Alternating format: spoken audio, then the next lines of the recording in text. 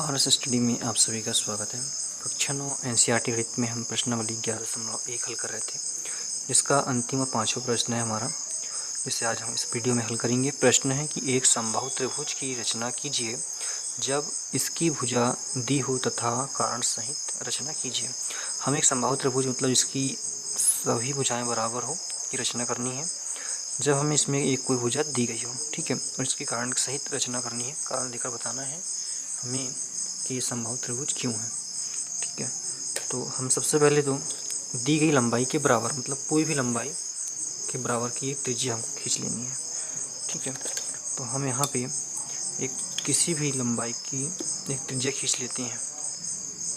तो मान के चलिए हम यहाँ पे इस तरह की त्रिज्या खींच लेते हैं, ठीक है, और इसको हम नाम दे देते हैं यहाँ पे ए और इसको बी। अब त्रिज्या इसको हम मानेंगे तो ये पूरा यहाँ से यहाँ तक रहेगा, ठीक है। तो यहाँ से एक चाप हमें ऊपर की ओर लगा लेना है इस तरह से। पुनः हम इसी त्रिज्या का ए को केंद्र मानकर बी के होते हुए एक यहाँ पे चाप लगाएंगे और इसका जो प्रतिच्छेद बिंदु है इसको कोई भी नाम दे देंगे सी, ठीक है। अब हम सी से ए को मिला देंगे, सी से ए को मिला देंगे और सी से बी को भी मिला देंगे इस तरह से। तो इस प्रकार जो अभिष्ट आकृति प्राप्त हुई है ये समबाहु त्रिभुज है, ठीक है। बहुत ही सिंपल प्रश्न है, इसकी हम रचना कर लेते हैं। जिस तरह से हमने आकृति बनाई है बेसिस को हम कंप्लीट कर लेते हैं। तो हमने सबसे पहले क्या किया, दी गई लंबाई के बराबर में एक रेखाखंड खींचा जिसे हमने त्रिज्या माना था, ठीक है। उसके बाद ए को केंद्र तथा बी को केंद्र मानकर और त्रिज्या ए बी लेकर चाप खींचा जो एक दूसरे को बिंदु सी पर प्रतिच्छेद करता था। कहाँ पे? सी पे प्रतिच्छेद करता है, ठीक है। उसी प्रकार हमने ए से सी तथा बी से सी को मिला दिया, तो इस प्रकार हमें अभिष्ट आकृति ए बी सी प्राप्त हुई जो कि एक त्रिभुज है, समबाहु त्रिभुज है। अब इसकी कारण सहित पुष्टि हम कर लेते हैं। तो इसमें हमें कारण भी बताना है, ठीक है।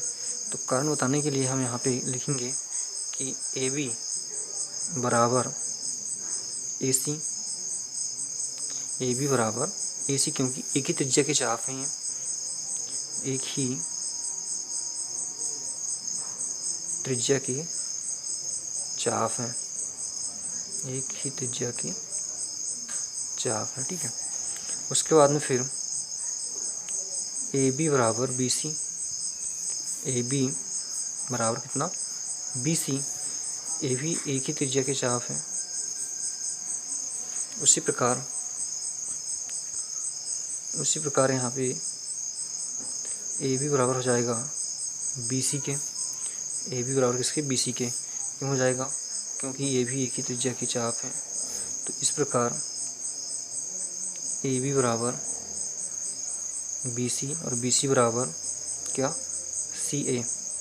इसकी तीनों भुजा बराबर हो गई, तो हम कह सकते हैं कि अतः अभिष्ट आकृति, अतः ए बी सी एक समबाहु त्रिभुज है, समबाहु